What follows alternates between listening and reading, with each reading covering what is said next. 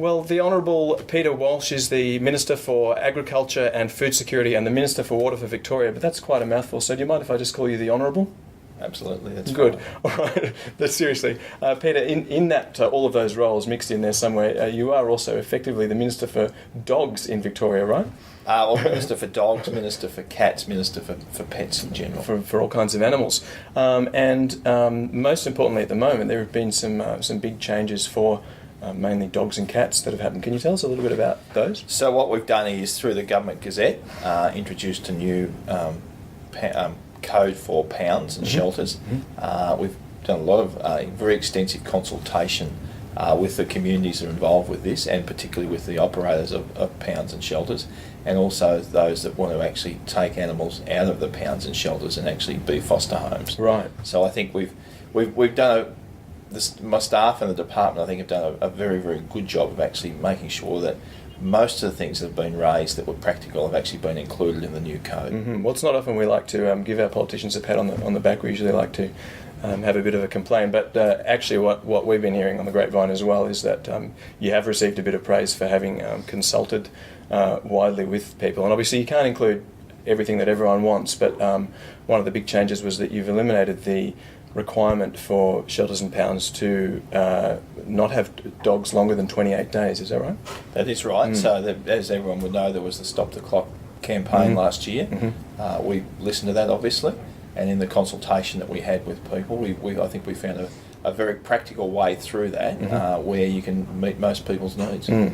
Was there pushback against changing that? I mean, one thing that's a bit puzzling is why that rule existed. I know obviously you guys have inherited a whole lot of policies and laws from the previous government, so I'd actually be interested to hear what you think's working and what's not, but what was the reasoning behind that rule in the first place? Well, does anyone know? Well, no, I don't, because it's before my time in this role, so Okay. I don't really know what the logic was when it was first introduced. Okay. But I think the most important thing is that we've been through the processes you've described, and we've now changed that. Was there any pushback about that change? Basically none. Okay, good. Well, that was easy.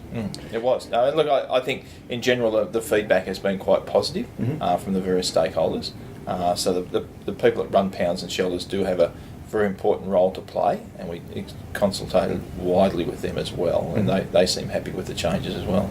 Now, one aspect that is very controversial all around the world in the dog owning community, I guess, and in the wider community, is breed specific legislation. The tabloids love to tell us about when there's been a pit bull attack, when a child or an elderly person's been mauled, and it always seems to be a pit bull. What's the status of the law here at the moment in relation to that? Well, in my time in Parliament, if you looked at the piece of legislation that would probably change the most, it would be the legislation around particularly dogs and dangerous dogs and breed-specific stuff, as you described. I think we've actually got it fairly right at the moment, so I don't anticipate being any changes. Okay. We do have to, I think, as a government, and there was bipartisan support for the changes that have always happened on this particular issue, that we do need to make sure that we actually protect those that can't protect themselves, and that's particularly about children, and we've got to be very careful about what we do with those sorts of legislation. Well, you do, and I understand that you don't particularly want to be at the receiving end of one of the tabloids knocking on your door if you've made a change to the law and a child's been mauled, and they're like, hey, this is all your fault. But by the same token, you talk about protecting the innocent, and we talk about we hear stories of family pets that either have been or that potentially under proposals could be removed because of the way they look.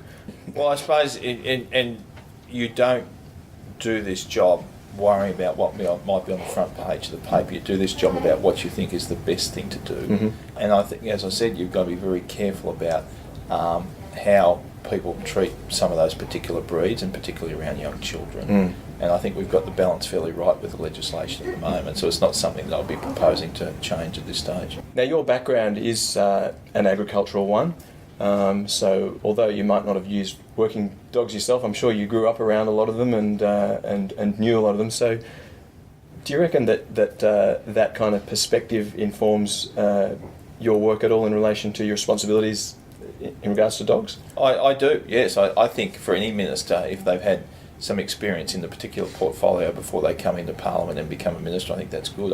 My very firm view is that politics should be someone's second, third or fourth career, so they actually have some life experiences. And if it's life experiences in the portfolio they deal with, that's even better. Do you have a dog of your own? I used to. I obviously had sheepdogs when we ran sheep Right. on the property. Okay.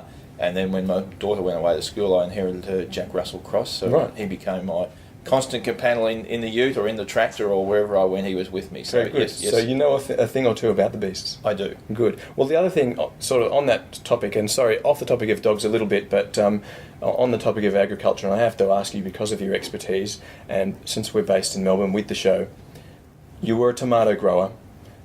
When is the best time? You know, people talk about grand final day, they talk about the Melbourne Cup. Frosts are a problem. When should we plant our tomatoes in Melbourne? Well, it depends if people are prepared to cover them. So if you're prepared to go out and put cover over them, if there's likely to be a frost, you can plant them earlier. But if you're going to be a bit slack and you're not going to cover them, you need to probably wait till I like that answer. So Melbourne Cup for the lazy gardener. If you're vigilant with your covering, you can go to the grand final. Exactly. Excellent. Thanks for your time, Peter. Thank you.